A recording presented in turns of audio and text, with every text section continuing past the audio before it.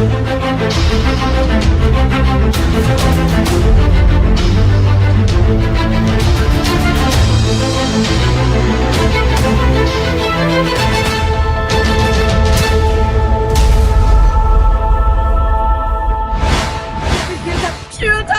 forgive me for bringing you back to life. I know now that it could never work between us. As much as we wanted to, it could never be. Not because you're a rabbit, but because you're black. Now I see why so badly my husband's friend wanted me to see this. Aloha!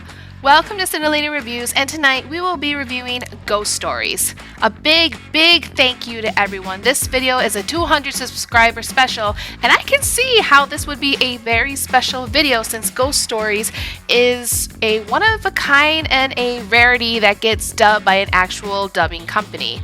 Now, I was going into the series with an open mind. I like the idea how Ghost Stories was previously meant to be supernatural, horror genre, but when you are looking in the English dub, it's listed as a comedy, black comedy, no joke, look it up, and horror. You're such brave, strong, handsome men.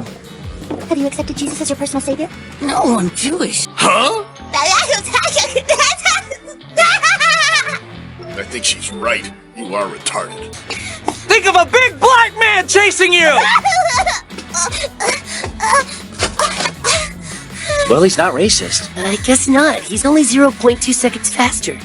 I also saw the show as a parody, including certain parts where it was added as a pop culture reference in the early 2000s.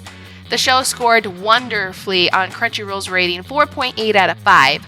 Ghost Stories was recommended to me by my husband's friend who suggested this, so thank you to AW for this.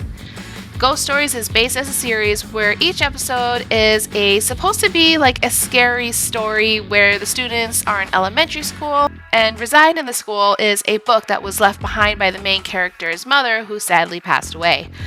According to what was relayed to me by AW, he said it did semi-okay in Japan, but once it got to America, Animax, who produced the anime show, approached ADV Films to see if they can work their magic on the show. Once the agreement between Animax and ADV Films was made, Animax admitted the American market probably wouldn't fare since the Japanese company was having some financial pressure. This allowed ADV Films to be creative.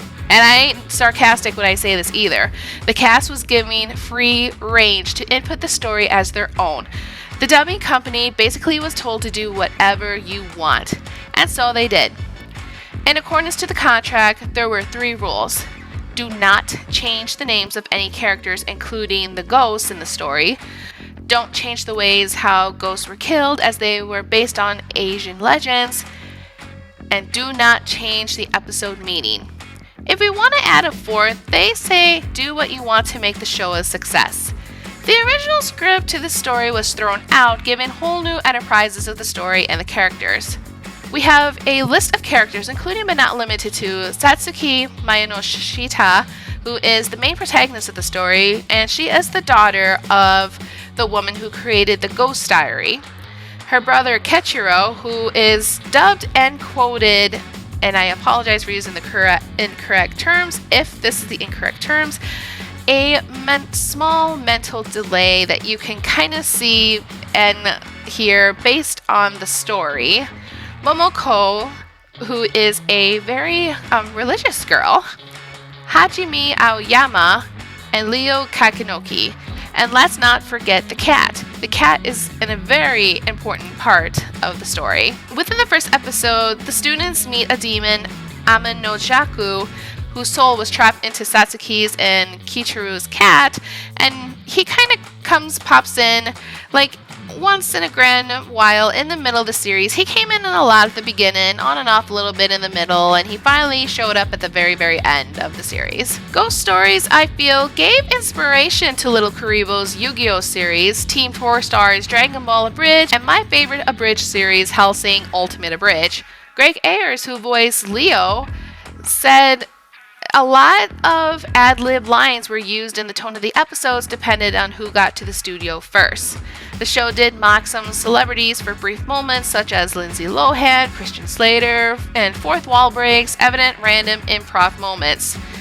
Smooth animation during the time of the early 2000s, the music score reminded my husband a little bit of Inuyasha, just that dark Inuyasha feel, especially when we get to the dramatic, suspenseful moments. My husband attempted to sit with me for maybe about 5-6 episodes.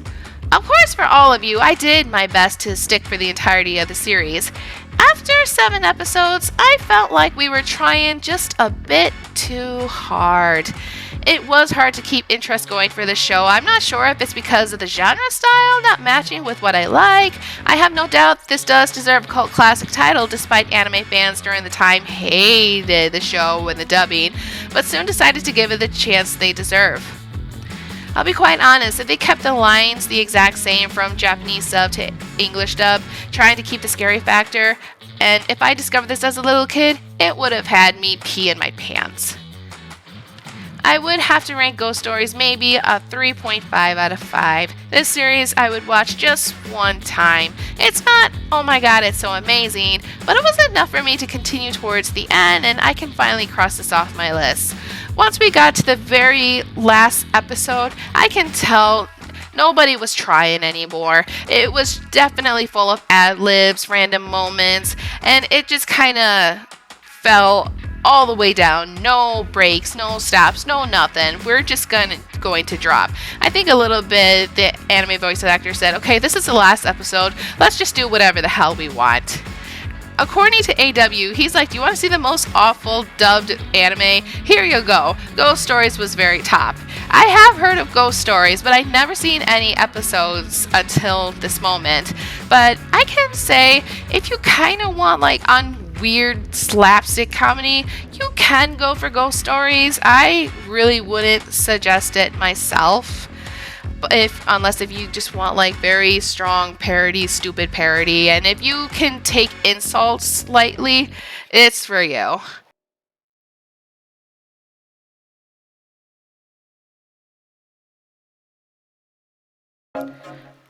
So thank you guys so much for stopping in and taking a listen at Cyntillating Reviews and my reviews for Ghost Stories. Again, Ghost Stories is a 200 subscriber special, so thank you all so much for stopping in and staying by Cyntillating Reviews' side and being patient, and we're just trying to have fun here. We're all reviewers. We all input what our likes are, dislikes are. Nobody is going to like everything that I mentioned. Nobody's gonna dislike everything that I hate. It's all on personalities, and I just like some of the topics. I like the conversations going, so on and so forth.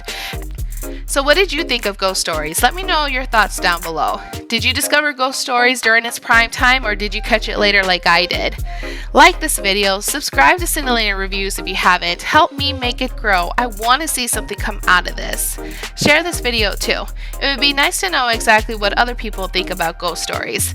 250 subscribers, I will review and possibly react to, if I am allowed, When Blackbirds Fly. When Blackbirds Fly was produced, written by Jimmy Screamer Claus, who is responsible for When the Dead Go to Die.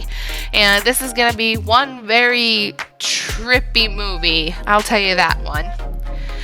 If you want to see me outside of Cyntillating Reviews, I have Facebook, Twitter, TikTok, and Instagram, where I'll post pictures and I'll post updates and upcoming content.